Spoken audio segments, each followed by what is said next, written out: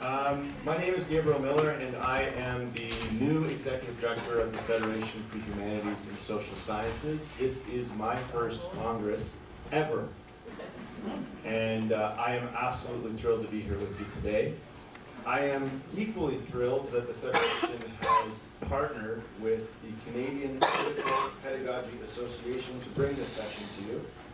The CCPA is committed to expanding the conversation about pedagogy for social justice and active social change. And I would like to thank and recognize Lisa Taylor. Lisa, would you mind standing up?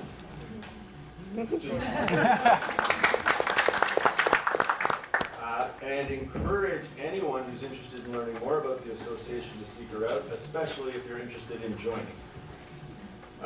I'd also like to thank the Canadian Society for the Study of Education for their support of this event. It is only through working with our members that we can make progress towards reconciliation in our sector.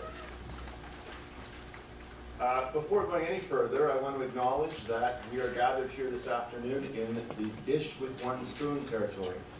The Dish with One Spoon is a treaty between the Anishinaabe, Mississauga, and I've been working on this one all day, but I'm about to mess it up.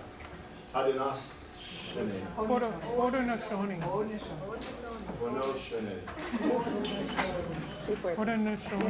As you can see, this is the beginning of my education in this area. Thank you. That treaty bound those peoples together to share the territory and protect the land. Subsequent Indigenous nations and peoples, Europeans and all newcomers have been invited into this treaty in the spirit of peace, friendship, and respect. En 2015, la Fédération a annoncé qu'elle s'engageait à promouvoir la réconciliation entre les peuples autochtones et non-autochtones. Depuis, nous avons concrétisé cet engagement par l'intermédiaire de nos propres programmes et processus en travaillant avec nos membres. La Fédération met tout particulièrement l'accent sur le rôle déterminant que tiendront l'éducation postsecondaire et les sciences humaines dans le processus de recherche, de compréhension et d'action en faveur de la réconciliation. If you'd like to learn more about our work in reconciliation or have ideas for what more we should be doing, please come to speak to our staff members, Elaine or Gowrie, and pick up one of the handouts on reconciliation that the Federation has prepared. As our staff have spoken with our members, it's been made very clear that pedagogy is an area where our scholars can make positive change leading towards reconciliation.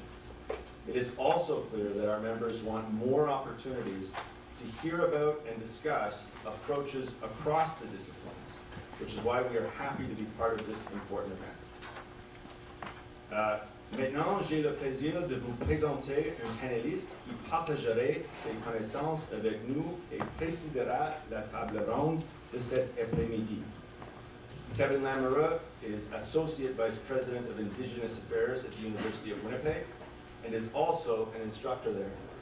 He has worked extensively with the University of Winnipeg's Access Program, providing pathways to post-secondary education for students from Winnipeg's inner city. Kevin has many years of experience in mentorship, education, and inclusion programs for Indigenous students, and I'm happy to welcome him here today. Thank you, and I look forward to what promises to be a fascinating discussion. Kevin, over to you. Thank you.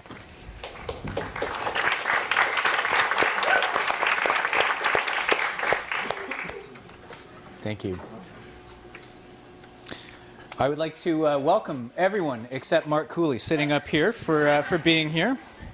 If you don't mind, I'm going to start by saying Wujuu, Anin, Ogamama Igin Indigenous, Migaji Nudadem, Kitchimigwich Nidinwe Maginadak, Nimenoya, Gaye Nimimwandam, Iwanamanungum, Mino Gijigad. My name is Kevin Lamoureux. I am the Associate Vice President, Indigenous Affairs at the University of Winnipeg. And it's with great gratitude that I gather here with you, all of my relations. As a visitor from Treaty 2 territory, where my grandparents are from, it's an honor to be here with the good folks, the Mississauga of the Credit River, our Haudenosaunee brothers and sisters, and everyone here that's made me feel so welcome since I've come to the university. I want to commend you on your attempt at Haudenosaunee. I think that that's such a wonderfully Canadian exercise to do. I'll be honest with you, I used to get nervous speaking in Anishinaabe Moen, the Ojibwe language, because I lost that when I was 9. I come to be a Lamoureux through adoption at the age of 9. And I didn't grow up with my language after that. I didn't hear it, and I lost it very quickly. And now as an adult, I'm trying to reclaim it as best I could. And I speak in an English accent. I mistake some words. I fumble sometimes, and I get embarrassed. I get shy to speak. And I was explaining that to a colleague of mine, the very wise and very charismatic Wab Kanu, who a position I fill now as Associate Vice President now that he's moved into government. And I was explaining to him how nervous I get speaking in Ojibwe in front of an audience. And in typical Canoe fashion, he said, "Suck it up." And he went on to explain himself, and he said, "Listen, if you're too nervous to make the attempt, there may come a time where our children never get to hear that language anymore." And so I've taken it upon myself, no matter how awkward I might feel fumbling through it, to give it a try. When I think about Canada celebrating its 150th, one of the things that I appreciate most about Canada is the ability to be able to hear each other's language spoken here. And it's in a sense of that sort of reconciliatory atmosphere that I offer these words, and I hope that we all feel welcome here. It's my great privilege to be able to introduce the panel. I'm going to be honest with you, it's the first time that I've met these amazing women. I got a sense right away of the power of their conviction, the brilliance of their work. I know that we're going to have a really good time listening to them. I was already excited to be able to hear more about what they want to share. And this is a conversation about pedagogy. This is the how-to. It's telling that this is a smaller audience than the presentation before this one, when we were kind of doing the celebration. It seems like it's going to maybe fall on the people here to really work through the how-to of things. And when I think about the calls to action, particularly 63.2, which talks about maintaining an annual commitment to Aboriginal educational issues, including building student capacity for intercultural understanding, empathy, and mutual respect, I know that those are qualities that maybe don't always find themselves into the curriculum in a way that we would like. And so I'm so grateful to all of you for creating space to be able to have these conversations. I'm going to introduce the panel, and then I'm going to invite them up one by one to come and speak for 15 minutes. Count them. 15 minutes is our... No, we decided 12 and a half, didn't we? 12 and a half minutes. Which is... I just took out my best point. So you're going to have to hope for an encore to get that last 2.5 minutes. First off, we have to my far left, we have Bonnie Freeman, who is an Algonquian Mohawk from the Six Nations of the Grand River and is an assistant professor at McMaster University. Her PhD dissertation research examined the transformation of identity and well-being of Haudenosaunee youth as they traveled on foot through their ancestral lands, promoting peace and unity through culture-based activism. Bonnie is now exploring relationships and alliances between Indigenous, non-Indigenous people with the Haudenosaunee, Two-Row Wampum, and Canoe Journeys. Please give a warm welcome to Bonnie Freeman.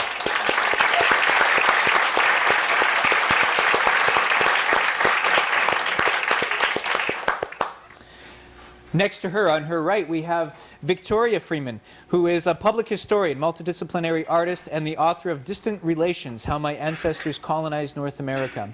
She teaches courses on Indigenous history and Canadian decolonization at York University and has collaborated in community-based research, education, and artistic creation through First Story Toronto and Jubilees Theatre. Please give a warm welcome to Victoria Freeman.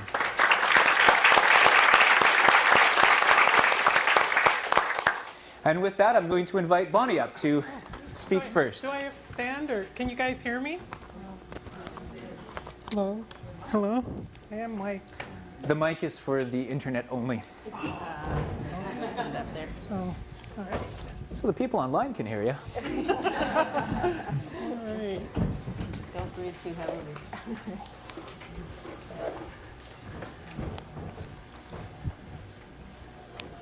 Well, thank you for inviting me, and thank you. I was very humbled when I was approached to participate on this panel.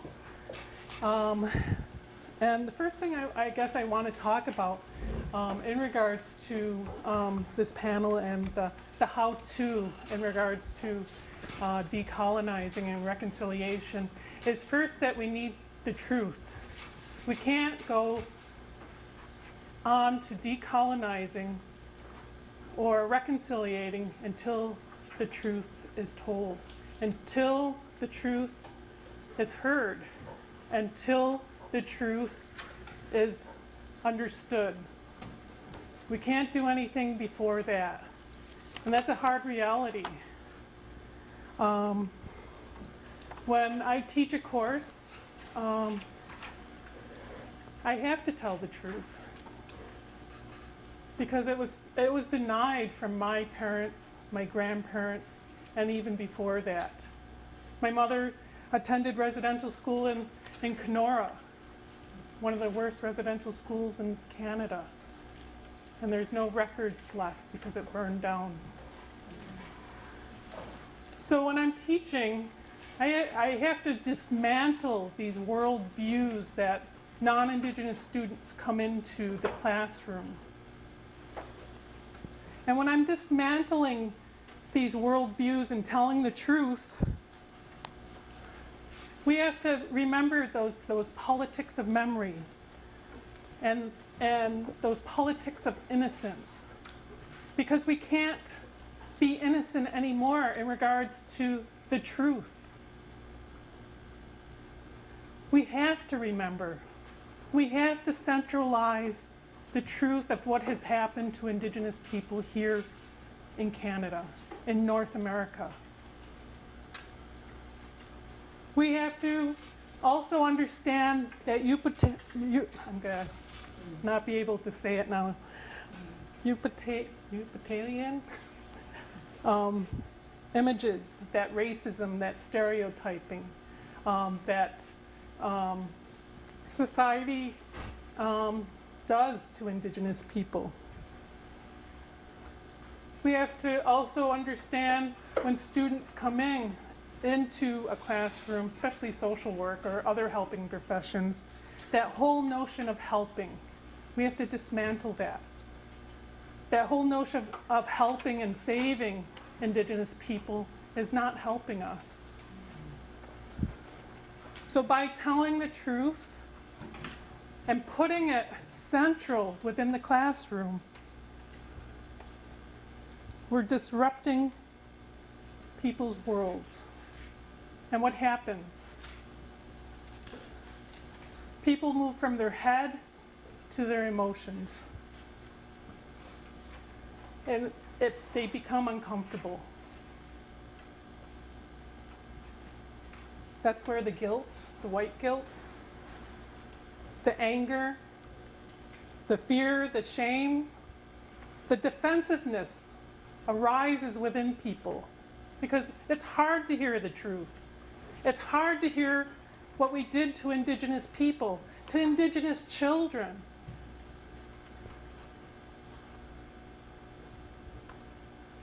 By dismantling these worldviews, we can't be afraid of our emotions. Our learners, our students, have to feel that uncomfortableness and reflect on why they are feeling this way. But then it's me as an instructor, as a teacher, as an educator, to move from those learners, those emotions, that white guilt, that race, or that anger, the fear, the defensiveness, back to the head, back to the thinking. And for Indigenous people, that's an Indigenous approach. And understanding who we are as a people. That's incorporating that approach. Indigenous knowledge is not a metaphor. Eve Tuck talks about decolonizing is not a metaphor. Indigenous knowledge is not a metaphor. We believe wholeheartedly in our creation stories, in our ceremonies, and those stories that we are told. I've learned from elders about disrupting the classroom. I have one elder, or knowledge keeper I should say, Sadie Buck. When she teaches, she starts in the back of the room. I should have probably started back there too. And she starts back there and she disrupts the whole classroom environment because we're so accustomed to sitting forward, having a speaker stand up front and lecturing at us. By disrupting, we're going to move people. We're going to shift things within people. And that's what we have to do. We have to start shifting things within us, things around us. Decolonizing practices, students and learners need to see themselves in the literature and in examples we bring to the classroom. I incorporate Lynn Davis's work, Victoria's work, Adam Barker's work. Students have to see themselves, have to see the struggle. Because if they don't see the struggle, they're going to continue to become angry, guilty, defensive. But we move them from those emotions to their thinking. And it's important for them to reflect on what they're hearing, what they're seeing. Integrate all those senses within them. From an Indigenous perspective, by disrupting the structure of the classroom environment, we incorporate active listening, active thinking and reflection, responsibility, which is action to the self. Students start to take action and responsibility for their own self-thoughts. They start challenging the people around them, their families, their other peers, their classmates.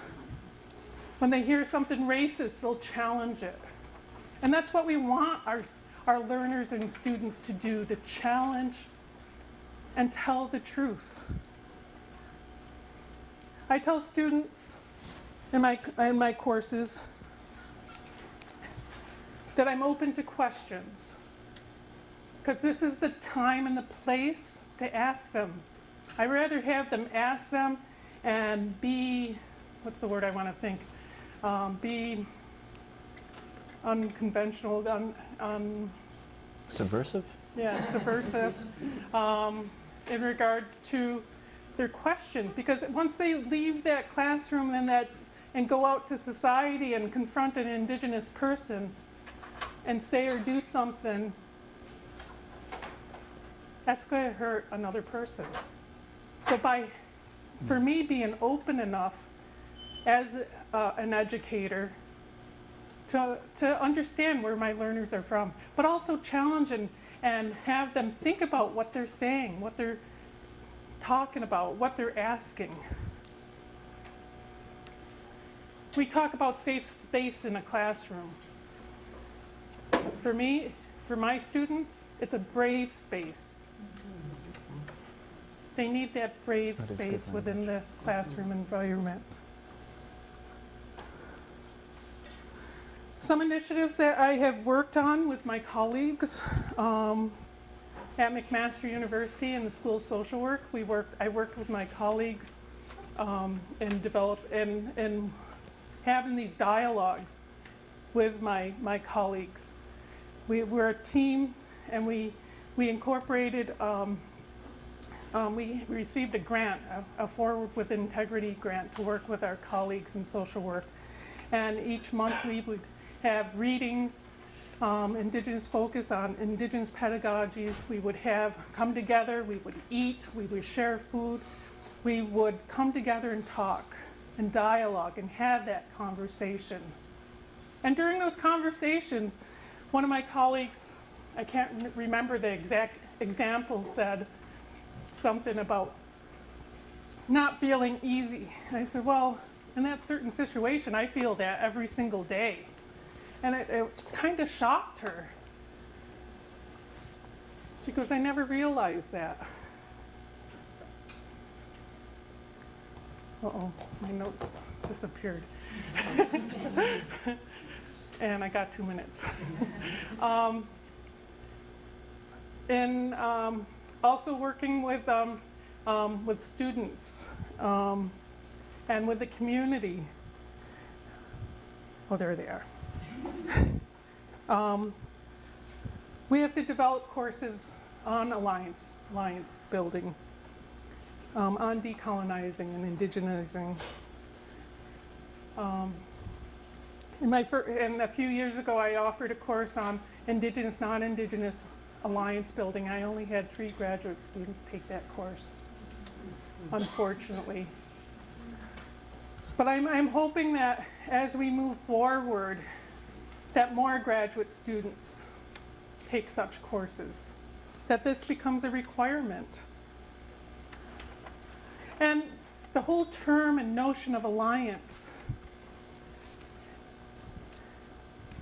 it can't be self-imposed, because then we're privileging that term as being an ally. I'm an ally. Okay, what are you doing? Are you telling the truth? Are you taking action? It has to be earned through relationship and through building those relationships with Indigenous people, having those dialogues. What strategies and advice would I tell those who may be struggling with this issue? Honesty and forwardness regarding your identity and privilege in the classroom. If you're a non-Indigenous person, your non-Indigenous students as well as your Indigenous students need to hear that. So modeling. Constant reflection on your privilege, on your pedagogical view of teaching, disrupting dialogue, listening, exploring new approaches towards decolonizing and reconciliating.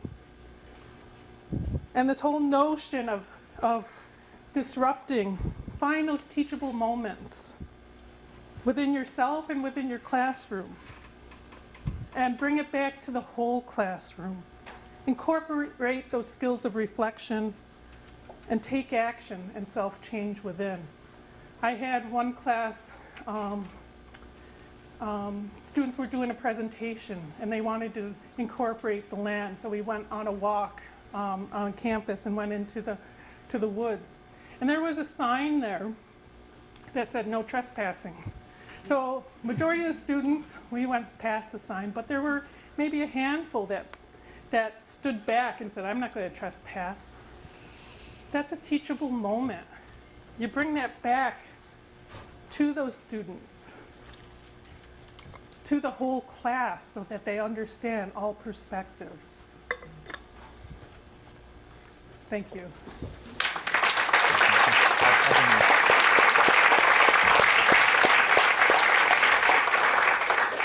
Thank you, Bonnie. Oh, miigwech, Bonnie. Just in that very short period of time, you get a sense of the complexity of the work that we're trying to accomplish in building alliances and repairing a broken relationship. I appreciate that very much. Will you please help me welcome our next speaker, Victoria Freeman, to come and offer her perspective. Thank you.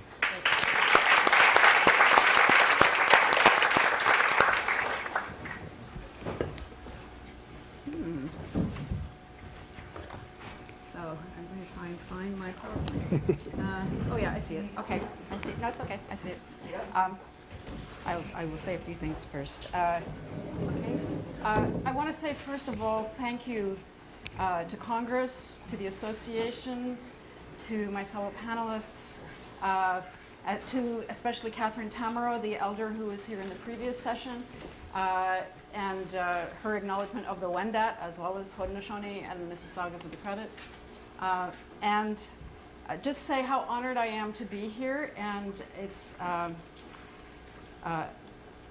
it was really a privilege to be asked to share some of what I do in my teaching.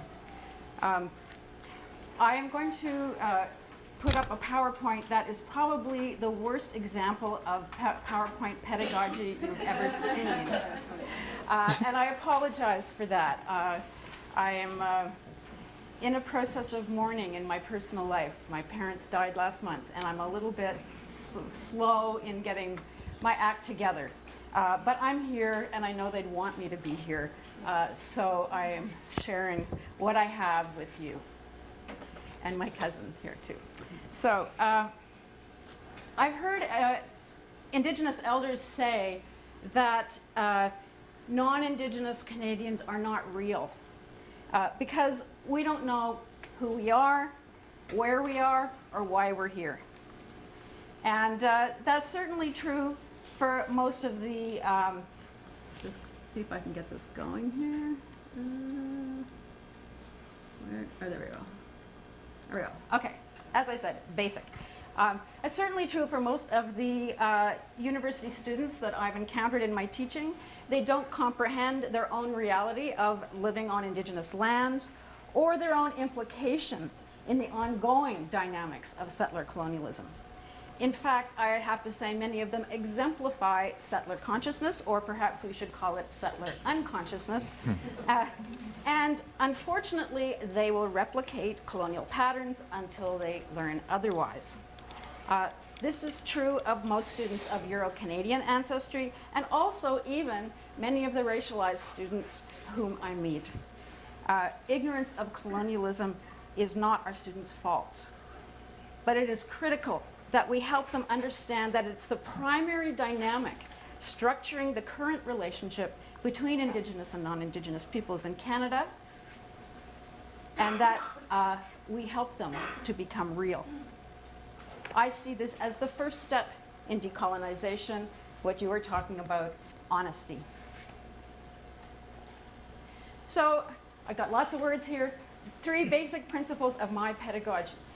I have been so honored and so influenced by Indigenous teachers, both in and out of the academy.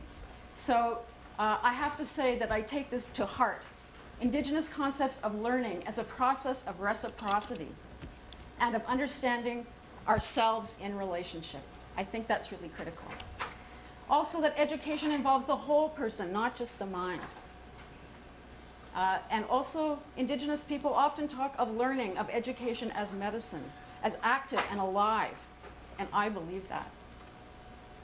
So it's critically important for all of these reasons that we engage with Indigenous history, culture, and ongoing presence, not just through documents, not just through academic articles, but by bringing students into relationship with the living presence, the energy, the voices, the embodied experiences of Indigenous peoples. So how do I do this as a non-Indigenous academic? One thing, first of all, and I have to say, Lee is here with us in spirit, even if she didn't quite make it in person. My work has been enormously enriched by work I've done in the community, trying to work in support, in solidarity, on various projects. And so Talking Treaties is coming here in June at the Indigenous Arts Festival. This is another event that I helped to organize, that was on the steering committee for the Truth and Reconciliation gathering, regional gathering in 2012. And I'll speak about my relationship with Lee in a moment. I'll also say that I think it's really critical to bring interdisciplinarity into the mix. And these are some of the courses that I've been teaching, or I'm currently teaching, or I'm about to teach. You can see that I exemplify interdisciplinarity, or maybe I just am a contract faculty member.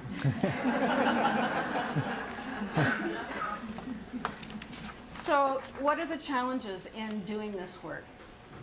First of all of us must recognize, all instructors, faculty members must recognize that none of us are outside of colonialism. We, instructors, have a lot to unlearn. Our whole socialization, basically, to contribute to positive change. This is a lifelong challenge. And you're going to make tons of mistakes. Certainly I have. I've made every mistake in the book. The thing, though, is not to give up when you make mistakes, but to try and learn, to make amends, to keep going, to return to relationship. So the second point, obviously academic disciplines themselves have contributed to colonialism in multiple ways. And also racialization, indigenous dispossession. So the very disciplines in which we are engaged, which have trained us, have brainwashed us. And so obviously we need to interrogate our own practices, the practices of our disciplines. And I want to say also just about the first point, about unlearning, etc., that although I strongly support hiring as many Indigenous faculty members as possible, I also do think it is useful for students to learn from non-Indigenous activists who are trying to support decolonization. And I think we have to model that as best we can. So my last point here is colonialism is a psychological structure of emotions as well as a political, social, and economic structure. This absolutely affects how we teach and what happens in the classroom. And I'm going to be saying a bit more about that in a minute. But also remember that as a society, we are structured around guilt and blame. We're extremely vulnerable to feelings of rejection, guilt, worthlessness, being invalidated. And that when we learn the true scale of the damage caused by colonialism, both Indigenous and non-Indigenous students may feel overwhelmed. They may feel helpless, powerless, despair. And so we also need to help them find hope, their resilience, and their own power to affect change. So here are some of my teaching strategies as a non-Indigenous scholarship. I try to expose students to as many Indigenous perspectives, worldviews, etc., by using Indigenous authored texts, by bringing in as many Indigenous speakers, elders, and Indigenous youth as I can. And I would say it's really useful to form a relationship with the Indigenous Students Association at your campus. Because students really relate to meeting young Indigenous people and hearing about their struggles. So that's something that I've done. And also videos, because videos are really useful in conveying some of the orality of Indigenous cultures if you can't afford enough speakers. Thank you. My second strategy is to co-develop courses and co-teach them with an Indigenous instructor. And so I've done this a couple of times. My first example of that was actually with Maracle from 2010 to 2012. We co-developed and taught an Aboriginal Studies course at University of Toronto, The Politics and Process of Reconciliation. And so we were modeling collaboration. We were, and also through our offering lectures from our different perspectives, also modeling what it means to have multi-epistemic literacy, to actually respect different worldviews and different perspectives. So right now I'm co-developing a new course with Toronto Council Fire Native Cultural Centre, actually a new sociology course at U of T Scarborough on the Truth and Reconciliation Commission. So our aim is to center the voices and experiences of survivors, those who've been most harmed and who seek redress and healing, and to ensure that the teaching process which involves them is beneficial to them as well as to students. So we're recognizing that learning about residential schools is very difficult learning for non-Indigenous students, well, all students, and also that it's speaking about their experiences is very difficult for survivors. So our course is really focused on giving students a practical experience of allyship through transformative relationship building with the survivors over not just one class visit, but over the whole course. Both of these teaching partnerships came into existence because of previous relationships I had developed in the Indigenous community. And for example, I worked with Council Fire on the Truth and Reconciliation event in Toronto in 2012, but that also built on previous work that I had done in researching my grandfather's involvement with Cecilia Jeffrey Residential School near Kenora. So I think there's a lot of connections to be made. Okay, so I do definitely use my own positionality, and I include students to talk about their own. I'm going to show you an actual assignment that I give, and also how I use student diversity as a resource. So, one other comment before I get to the assignment. The assignment that I do is an attempt to help students locate themselves, understand their own positionality through various frames. So, a decolonized history of Canada, first of all, locating themselves within that. Understanding that both colonialism and anti-colonial struggles are global.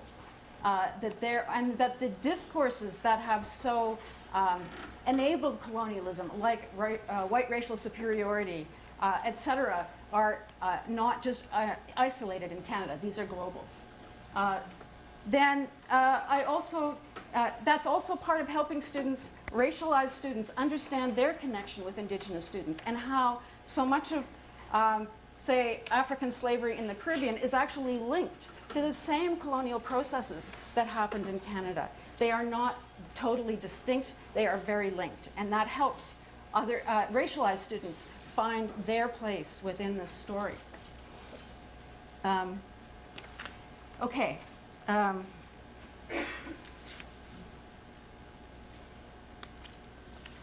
So this is the assignment. They have to write a 3 or 4 page personal reflection on their relationship to colonialism and that of your family and ancestors if you know them. Yeah, 2 minutes, I think I can do it. You may have been impacted by colonialism in multiple ways and in different countries. It may be part of your birth or adopted family history as either colonizers or colonized or both. It may affect what you do or don't do, who or what you know, how you see yourself or others in the present. It may be something that is talked about in your family or among your social circle or not talked about. If you or your ancestors emigrated to what is now called Canada, think about where your family has been most connected to land and whose territory you or your ancestors came to when they moved here. Whose territory do you now live on? And if you have moved to attend university, if you don't know, think about why you don't know. If you're of Indigenous ancestry, you may wish to reflect on your people's traditional territory and if you and your family are still connected to it. If you don't know your ancestry because of adoption or other reasons, please reflect on your own experience of colonialism in Canada and what you learned about it through your adopted family, friends, and society at large. You do not have to disclose that you're adopted or any other personal information that you don't feel comfortable sharing.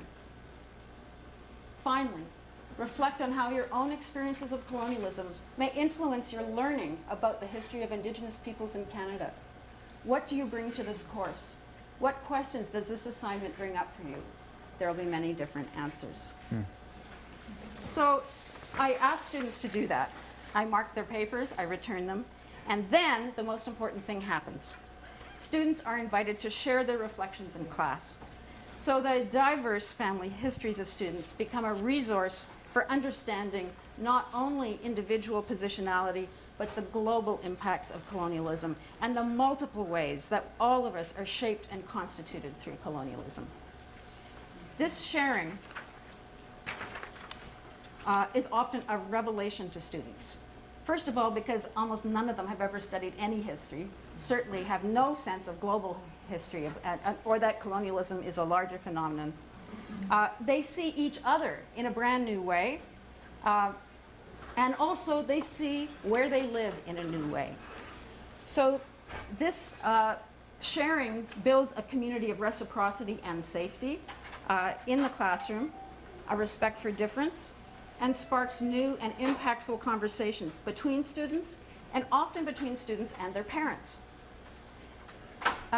It can be a challenge to create safety for all students. When some students are deeply impacted by colonialism and racism, for example, while others may never have even considered their own privilege.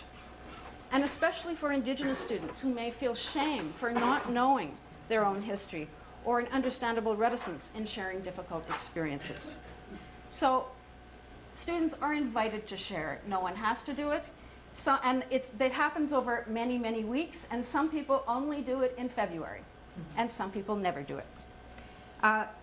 However, it does teach us that all of us have a story, all of us are part of the story, all our perspectives have value, and we can learn from each other. We are a community of learners. And that by breaking our silences and our denial, we experience transformation and often deepen our commitment to work for social change. Thank you.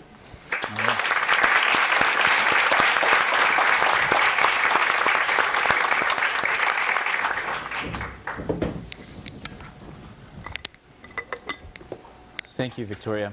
I think we can all agree those slides are pretty great, right? I want to thank and honor both of you for your wise words, for your wisdom, for your experience in helping us sort of frame our conversation in terms of reconciliation and moving forward and embracing this challenge and opportunity that we have to empower young people to contribute to reconciliations in their own lives. I really don't have anything to offer above and beyond what was already shared. I think that the points that were made were brilliant, and so instead maybe I'll frame this just through my own experience in the hopes of reaffirming and honoring what was offered already. I come from education. Prior to moving into administration, I come from education. Still not entirely sure that was a good move, but I come from education originally, and I got to tell you my own history. I was cruising along in the Faculty of Education, and I was teaching courses like educational psychology, educational theory, whatever. And I was having a pretty good career. I could have coasted in perpetuity teaching these courses and getting reasonably good course evaluations. I get along well with my students. And then about 10 years ago in Winnipeg, in Manitoba, the province mandated that every graduating teacher take at least one course in what we call Aboriginal education. And I was asked to teach one of those courses. This is going back 10 years, which is curious because Native Studies isn't my background. My background is actually gifted education, which at least in a Manitoba context makes me almost completely useless, to be honest with you. And so I was asked to contribute to this Aboriginal education course. I think that my only qualification being that I happen to have an Indigenous father, which is curious because I think if you're going to teach in German studies, for example, you need more than just a German parent to teach in that program. But for whatever reason, having an Indigenous father qualified me to teach this mandatory Aboriginal education course. Now, what was curious about this is moving with those students who I could be teaching a learning theory course with in this term into the mandatory Aboriginal education course. Something magical happened between that course and that course, which turned my students hostile against me. And I couldn't put my finger on what that was. I was walking into a class expecting to walk into a room of allies and having a completely different experience. Now I'm going to shorten this for the sake of storytelling and for the sake of time, but on the far end of that I got my course evaluations, which for the first time in my career were very mediocre, to be honest with you. Very lukewarm, very tepid. And I got comments like, Kevin is angry and he has an agenda. And I was trying to think of what happened to me between fall term and winter term that made me such an angry, disagreeable person when we had had such a good relationship. And I had to come to realize that the problem was in fact mine. And I'm going to try to explain this way. It was the approach that I was taking to teaching. What I didn't realize for many of my students was that for many of my students, even in Winnipeg, even in 2000 and whatever it was at the time, I'm not going to age myself here, 10 years ago, 2007, I was the first Indigenous person that my students had met, even living in Winnipeg in 2007. For many of my students, I was, in that context, their other. Now, there's three things that I learned about that experience between teaching it the first time and teaching it the second time. Humanize the other, which I saw woven throughout both of these presentations, good information, understanding poverty and privilege, disadvantage and opportunity, and understanding that culture sometimes comes with opportunity or doesn't, right? And so I saw this reflected in the openness of Bonnie and with Victoria's statement about the way that she approaches positionality. We have to start that exercise of deconstructing otherness in the context of a relationship. Now, I shared with you already that I'm of mixed ancestry. I have a Ukrainian side of the family in addition to my Anishinaabe side of the family. And I have a Ukrainian uncle whose other, unfortunately, is Aboriginal people. Which is very interesting because he knows what I do for a living. Now, I can give my uncle at some family gathering 100 arguments of why he should change his perspective. And what do you think is going to happen? He's going to give me 101 arguments why I should go to hell. Unless he gets really backed into a corner, in which case he's just going to tell me off, and that's the end of another Thanksgiving. And we just carry on until next year. The interesting thing about my uncle, though, and I would like for you to know this, is that he's a good man. You would like him if you met him. I like him. And he only ever grew up hearing one story about that other group of people, right? And what I found for somebody like my uncle or for many of my students is that the most disrespectful thing I can do is to walk into a classroom assuming that they need to believe what I believe because I tell them, suggesting that maybe, in fact, their parents have been wrong with everything that they've been taught, sitting across a kitchen table listening to their parents speak.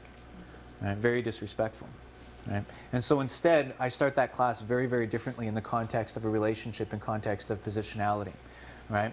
We have to start with that relationship first. The good information needs to come. We need to hear truths. But my experience is that those truths often aren't heard if we're not in the context of some relationship, some reciprocity, which was the pedagogy that was shared to us. The third thing that we have to understand if we really are going to affect transformational change is understanding that not all Canadians start from the same place, which is an invitation for all of us to consider our privilege or lack thereof. Now, there's something about talking about privilege that can be very, very uncomfortable for people. I do these presentations a lot, and if anyone knows who I am, you know that to be true. And if I'm going to lose an audience, it's going to be in talking about privilege. There's something about this that may cause people to pull away from the conversation, as if I'm suggesting perhaps that you didn't work for the things that you've earned in your life. That's not what I'm suggesting. I'm also going to go out on a limb here and give you my opinion that I don't believe it's anyone's right to tell somebody else whether or not they have privilege. Right? Now, I have colleagues who may disagree from their perspective, and that's fine. This is my truth. I've never found a utility in me saying to somebody else that they have privilege. Right? But if we can acknowledge that privilege exists, I think what that can be is an opportunity to use whatever I might have in my life to contribute to change for somebody else. To be able to view myself as being empowered with the tools I need to contribute to reconciliation. It can be an invitation to create change. Right? So I think that that can be a very positive thing. Now, there's another thing that plays into this as well that we need to be able to understand. And I'm going to frame this in terms of coming from the University of Winnipeg. I mentioned this in the last session that we are at the U of W, one of two. We're the first ones in all of Canada to require that all graduating students take at least one course of Indigenous content regardless of what they're studying. We call it the Indigenous course requirement. First ones in all of Canada.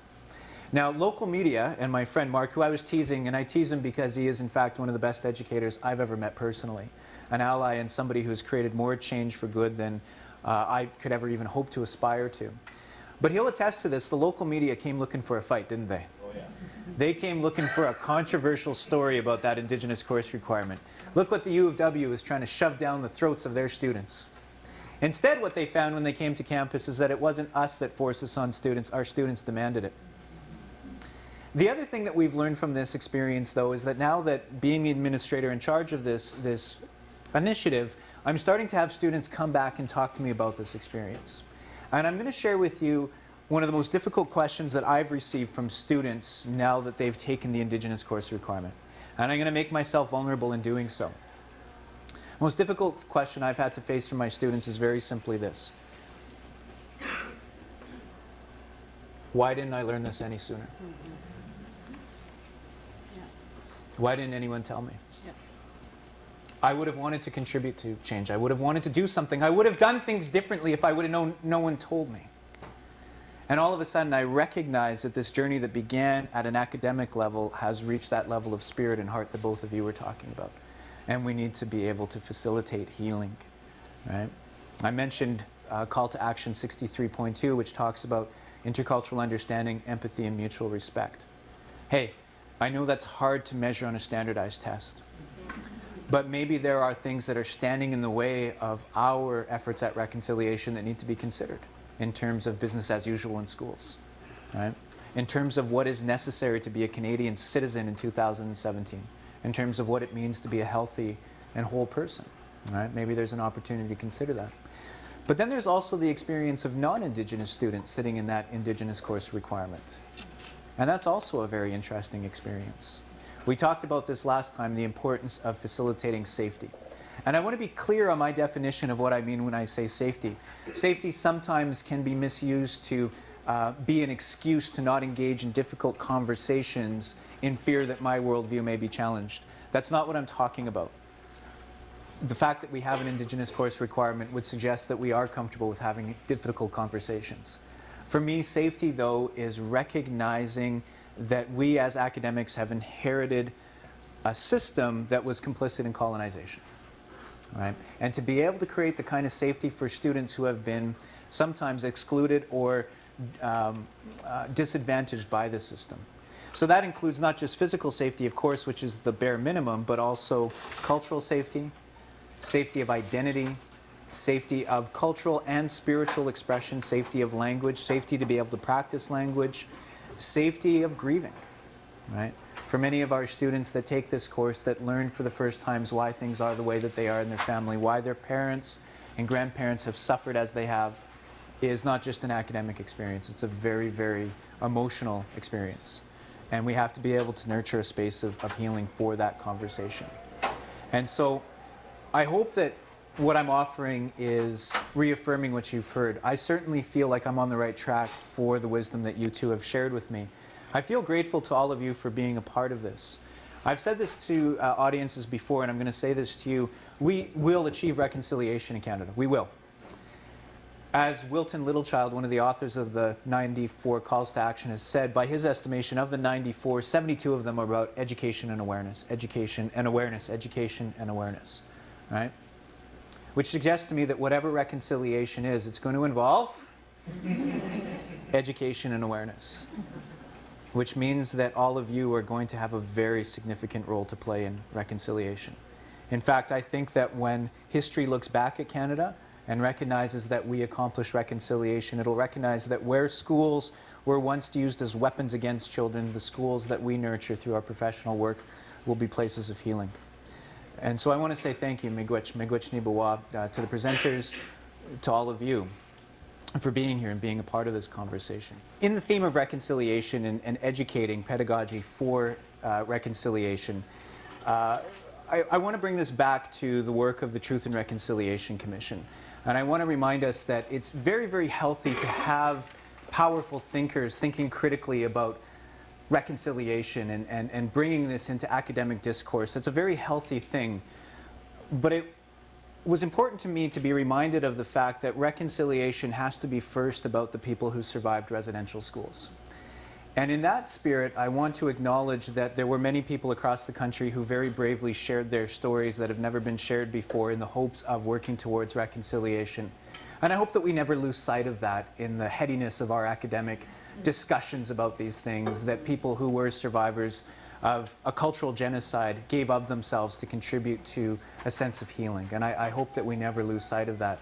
I come from Manitoba, from Winnipeg, where the National Centre for Truth and Reconciliation is located. And I happen to know that in their boardroom, they meet at a table that has a wood bottom and a glass top. And in between the wood and the glass, there is a blanket folded that a child slept in a residential school, in the hopes of being able to remind themselves of why they do the work. I could never do that job. I look at somebody like Ry Moran or Senator Murray Sinclair, Wilton Littlechild, the others who were part of this, and I recognize that for us to have reconciliation, many had to sacrifice their well-being for us to get here.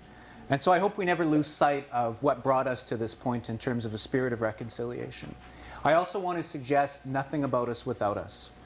That this is a mantra repeated by academics and Indigenous leaders across Canada. It's one of the unifying themes that as we move forward, as we work towards reconciliation, we do it together, not alone. Yeah. From the ground up, that's capital R reconciliation and not the pandering, not the buzzword. You're all here because you get that. You're all here because you do stand in solidarity with us. We are relatives. I guess that means that we're related, Mark. I'm not comfortable with that entirely yet. But I say to you, Gitchi Miigwech, Gigawaba Mminawa, thank you so much for your time this afternoon.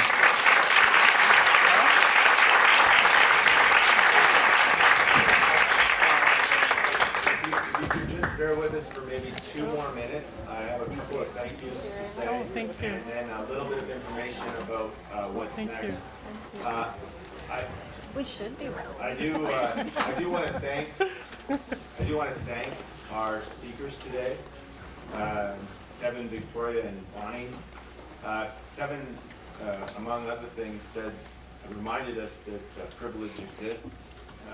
I can confirm that it does.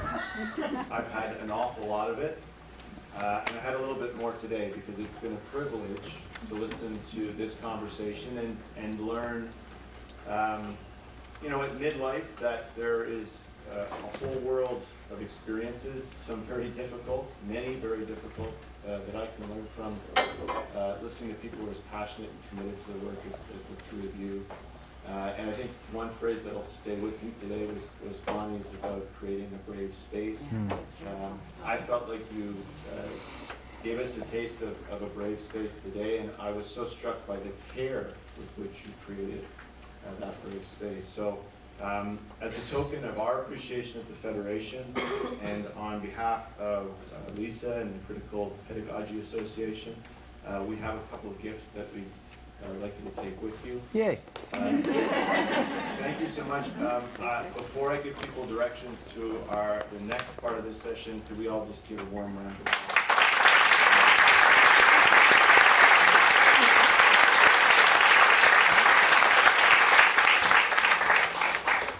Okay, so we're hoping you will now join us for a pedagogy showcase and some light refreshments in Kerr East 119. I know. The showcase features 13 different presenters offering sample activities, resources, and opportunities for one-on-one discussion. There are directions to Kerr East